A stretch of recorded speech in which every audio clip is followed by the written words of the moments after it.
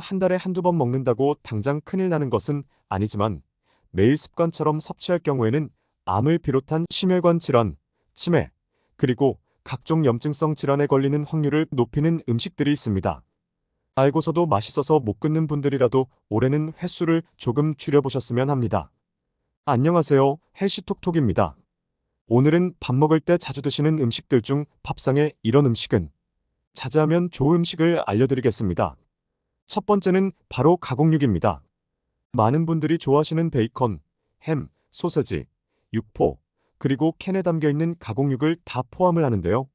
아직 더 많은 연구가 필요하긴 하지만 현재까지는 이 가공육 섭취가 많을수록 만성질환과 사망률이 높다고 보고되고 있는데요. 2015년도 WHO의 국제암 연구기관에서는 가공육도 1급 발암물질로 지정했습니다. 매일 50g 이상 섭취 시에 캔에 담겨있는 가공육의 경우에는 4분의 1조각, 그리고 햄으로 보면 2장 반을 섭취할 경우에는 직장암 발병률을 18% 높이는 것으로 경고하고 있습니다. 가공육은 가공 과정에서 색을 선명하게 하기 위해서 쓰이는 아질산 나트륨 같은 화학 첨가물이 문제가 되는 것인데, 이것들은 간에도 큰 부담을 줄 수 있는 위에 물질이라 매일 소세지 반찬이나 햄, 샌드위치를 먹는 습관이 계속된다면 건강에 좋을 것이 없으니 자주 드시는 분들은 조금씩 줄여보면 좋겠습니다. 두 번째는 바로 라면입니다. 라면이 건강에 안 좋다는 것은 알고 있지만 맛있어서 못 끊는 분들이 많으실 것 같습니다.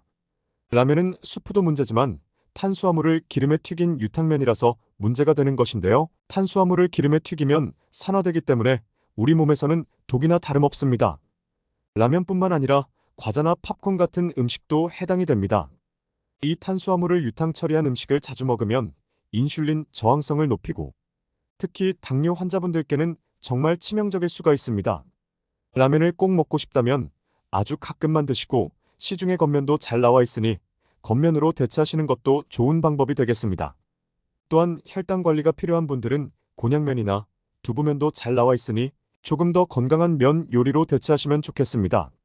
세 번째는 기름 발라 구운 김입니다. 사 먹기도 하지만 집에서 직접 만들어서 1년 내내 마른 반찬으로 두고 먹는 경우가 많을 텐데요. 김에 기름을 발라서 구우면 매캐한 연기가 피어오르는 순간이 있습니다. 이때가 기름이 발연점을 넘는 순간입니다. 이때 만들어지는 것이 바로 1급 발암물질로 지정되어 있는 벤조피렌입니다. 김을 구울 때 보통 들기름과 참기름으로 발라서 굽습니다.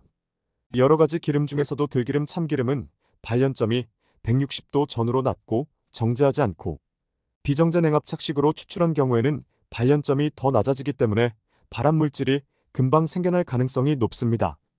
또한 기름이 쉽게 산패해서 오래 두고 먹으면 더더욱 문제가 되니 김은 그냥 맹김을 살짝 구워서 섭취하시는 것이 좋겠습니다. 암 환자분이라면 특히나 더 기름에 발라 구운 김은 피하시는 것이 좋습니다. 마지막으로는 참치입니다. 참치는 대형 어류이고 소형 어류보다는 수은 축적이 많이 되어 있는데요. 수은 중에서도 메틸수은은 신경 독성이 굉장히 강해서 원인 모를 통증이나 만성염증을 일으킬 수가 있고 특히 어린이의 경우에는 두뇌 발달에 치명적일 수가 있기 때문에 식약처에서도 이 메틸수은 노출에 민감한 임산부와 어린이에 대해서는 따로 생선 안전 섭취 가이드를 고시하고 있습니다.